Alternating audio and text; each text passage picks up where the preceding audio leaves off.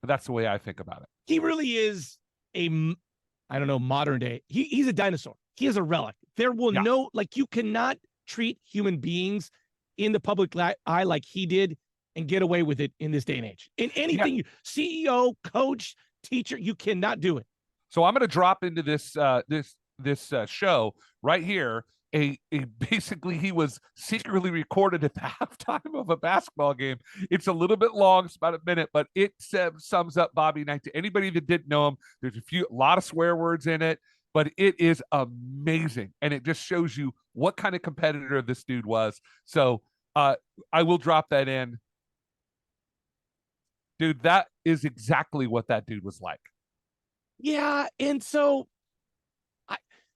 the world is full of different types of people. And I, too, had a football coach.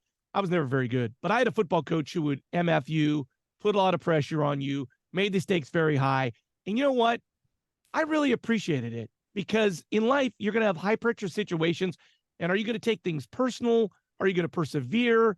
Are you going to just keep moving? And I appreciated in high school having a hard ass in my life because I know how to deal with it later on in life. Yeah, I had a coach who was the most important coach I've ever had, my high school football coach. He grabbed me and threw me up against the wall when I was like a junior because can you imagine that? Put hands on me and that guy's going to jail today. Against the wall. Absolutely. He would be fired in a heartbeat. But it was one of the most important things that ever happened to me. He woke me up. He was not a violent guy. He wasn't one of those dudes that swore at practice. He was a pretty mellow dude. I was being a complete dick. And he understood that I had a chance to get out of this small little town that I grew up in.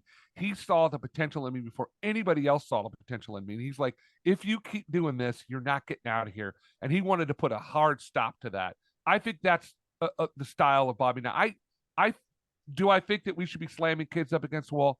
No, but I think that something was lost when the people like Bobby Knight were removed from the game. I really do. So how do coaches reach kids like you now in this day and age that need that hard love?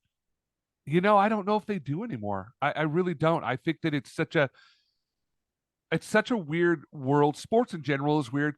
All parents think their kid's going to play in the NBA or going to be in the NFL or whatever. So there's a bizarre, unrealistic expectation. I'm coaching my daughter's first and second grade basketball team, and I've got people already be like, hey, I want to make sure we get enough playing time. I'm like, your kid's 7, and they can't even barely walk and chew gum, and you're talking to me about playing time?